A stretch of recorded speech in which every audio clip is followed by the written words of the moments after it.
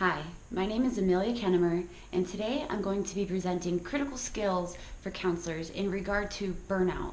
I will then be reviewing my findings in the peer review article, Understanding the Burnout Experience, Recent Research and Its Implications for Psychiatry by Christina Maslach and Michael Leiter. Human services like counselors, psychologists, and psychiatrists deal with close human interactions daily. Our nature is to be empathetic and caring, but sometimes we also feel the need and desire to have to fix people, fix everyone. We want to be the rescuer. And although we can, sometimes this becomes overwhelming. When we feel like we have hit a wall, become depersonalized, or fail to thrive in the workplace, the goal for all human service professionals is to learn and utilize self-care skills to bring one into a place of engagement. Engagement is not the exact opposite of burnout. It is still a place that is considered to produce a more positive and healthy experience through one's career. These three characteristics of engagement are vigor, dedication, and absorption. We can now go on and explain these three terms more in detail. Starting with vigor, this occurs when you have a lot of drive. In the morning, you're ready to go to work, you're really taking care of your emotional and physical health.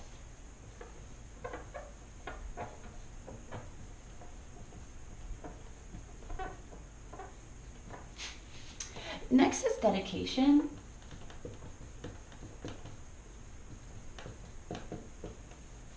And this is aimed more for the working alliance, utilizing skills that involve active listening, and knowing when to reflect and ask questions is also very important in this term.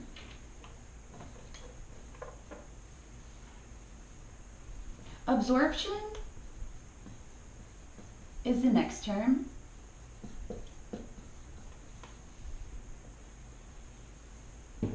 And this is when you're really ready to go, you're at work with a positive attitude, you're also willing to be self-aware and make necessary changes in the workplace as needed.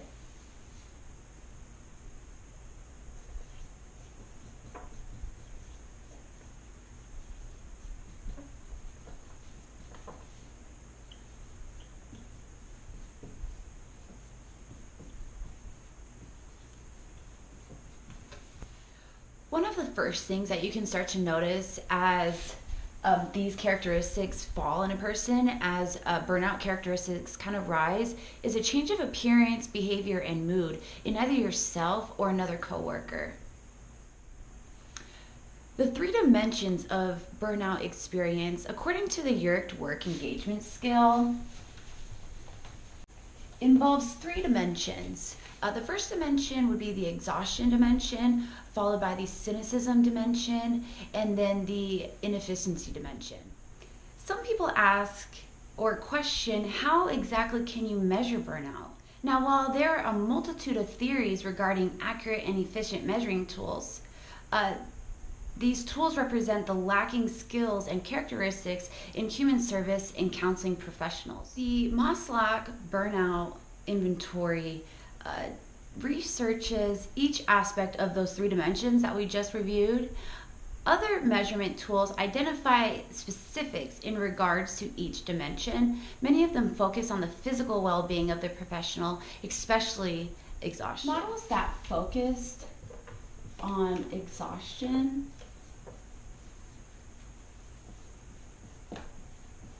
include the Bergen Burnout Inventory, Oldenburg Burnout Inventory,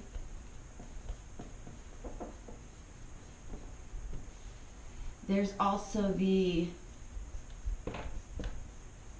Sharom Melamed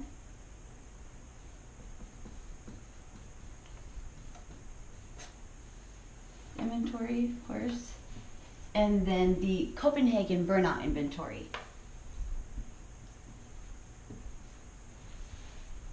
Other models that have been identified in this article include The relationship of individual job stressors. In the transactional model,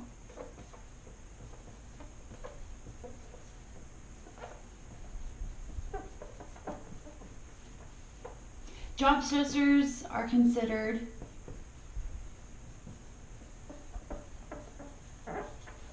individual strain and defensive coping. Also, a notable risk that can occur when valuable resources are not available. Models that review the risk for burnout in regard to resources are job demands resources, or JDR, and conservation of resources. Along with resources, it is important that professionals find a job that fits within their ability to maintain self-care. If you feel that you are not a right match for your job, maybe think about changing places of employment. Overall, this will aid in the longevity of health engagement. Some themes mentioned that one can look for: workload, control, reward, community, fairness, and values. These are all important characteristics that are listed that should be maintained throughout your career. If these needs are not met, burnout could be inevitable. Because counseling and like professionals are heavily involved with their clients emotionally and physically, we are more prone to burnout. Sometimes, if you become too overwhelmed with difficult and stressful clients, burnout may start to creep up on you. This could involve negative transference, or when the client takes out their aggression on you, secondary stress, which means this might seem like a chore to help all these seemingly needy individuals, as well as vicarious traumatization. Vicarious traumatization involves when you empathize with the client to the point where you're putting yourself in their shoes, and it may be too realistic for you, and this may bring up old emotions or bring up new negative emotions that are considered really stressful. It is important that you maintain a healthy, well-balanced lifestyle and constantly make assessments about yourself and your place of employment. An example of the cycle that burnout can really take within one's self and place of employment will include when the initial person, or can include when the initial person experiences this burnout. They're just tired, fatigued, they have poor interpersonal relationships.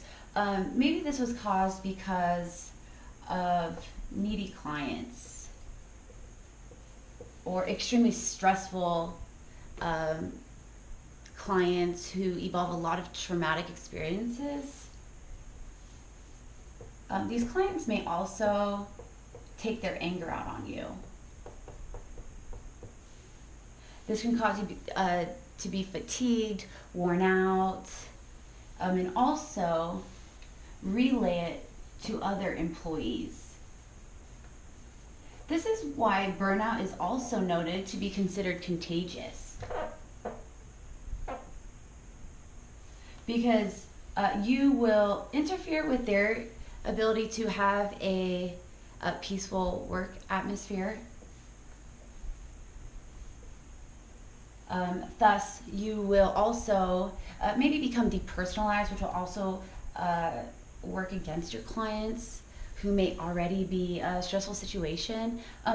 Burnout ultimately is not good for anyone in the workplace, and that is why it was so important that as counselors and human service professionals, we learn the skills to identify the prevention of burnout and what to do if we feel like we are reaching our limit, or we are just exhausted, fatigued, we don't have drive to go to work. These are all useful skills in identifying burnout so that you can reach, like previously stated, the feelings of engagement. The skills that can be used to prevent burnout include, first and most important, taking care of ourselves and our body, eating healthy, getting enough sleep, which is very important, making sure that we're eating healthy meals and snacks throughout the day. Also finding a balance between work life and home life, and making sure that you have just a calm place to go to whenever you feel that you've been a little bit more stressed or tired. Second, you can find work patterns that alleviate heavy workloads. If you feel that you have taken on way too many clients or are too stressed out because of the emotional vitality that it requires to attend to these clients, reducing that workload can help prevent a lot of this stress and anxiety that can accrue. Educating oneself with coping skills that work for them is extremely beneficial, especially if you are setting too high of expectations for yourself.